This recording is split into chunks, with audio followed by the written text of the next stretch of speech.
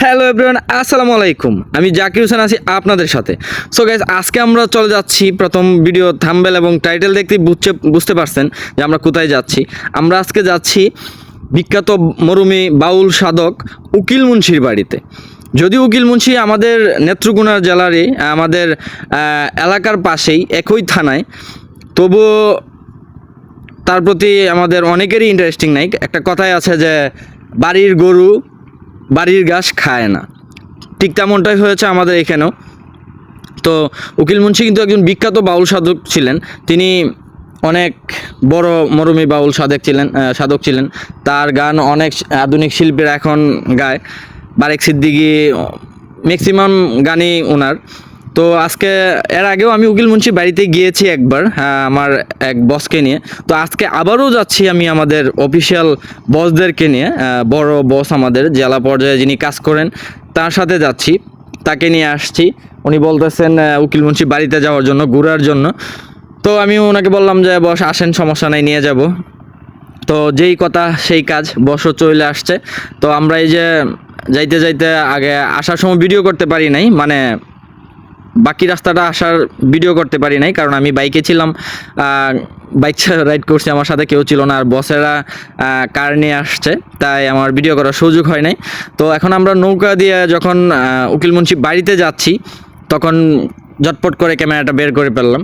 আর বের করে এই যে এত সুন্দর একটা ভিউ নিতে শুরু হয়ে গেল। দেখেন কত সুন্দর নদীর মাঝখান দিয়ে আমরা যাচ্ছি একটা ফেরি করে। এই পাশেও গ্রাম, ওই পাশেও গ্রাম, আর চারপাশে সবুজ গাছপালা, মানে জাস্ট অসাধারণ অসাধারণ। আপনারা না দেখলে বুঝতে পারবেন না।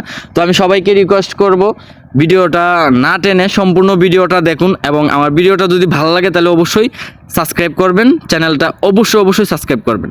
তো ইতিমধ্যে এই যে আমরা চলে আসছি, এই যে উকিল মুন্সি বাড়িটা দেখা যাচ্ছে। তো এই যে আস্তে আস্তে আমাদের নৌকা মানে কাছে যাচ্ছে। আর এই যে ঢুকতে এখানে লেখা আছে আষাঢ় মাইশা বাসা পানিরে বাদাম দেইকা, কি জানি গানটা, মেবি মনে নাই। তো চলেন আমাদের ভিতরটা দেখে আসি, ভিতরটা কি অবস্থা।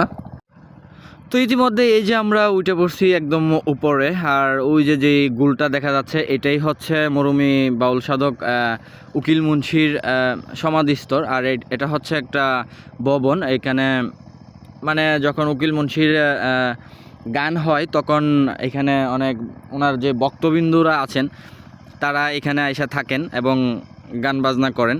আর এটা হচ্ছে মেইন গোল চত্বরটা, মানে এটা উকিল মুন্সি সমাধিস্থল। আর এটা হচ্ছে উকিল মুন্সির বংশধরের কিছু লোকজন এখানে থাকে। আর এটা রান্নাঘর, এদিকে তাদেরকে বাসস্থান দেওয়া হয়েছে, এখানে তারা থাকে। এই যে ভিতরে থাকে, এখানে সব আছে, বাথরুম অ্যাটাচড, এসি টেসি যা আছে, মানে সরকারি কাজ টোটাল। উকিল মুন্সির যে প্রজেক্টটা ছিল, ওটা সরকারিভাবে প্রায় 28 কোটি টাকার একটা প্রজেক্ট ছিল। আর এই যে এটা হচ্ছে উকিল বাউল সাদিক উকিল মুন্সি, আর ওটা হচ্ছে উকিল মুন্সির বাবার কবরস্থান। তারা সরি, উকিল মুন্সির ছেলের কবরস্থান। এটা হচ্ছে উকিল মুন্সি, আর ওটা হচ্ছে উকিল মুন্সির ছেলের কবরস্থান। তো তারা বাপ ছেলে দুজন একই পাশে শুয়ে আছেন।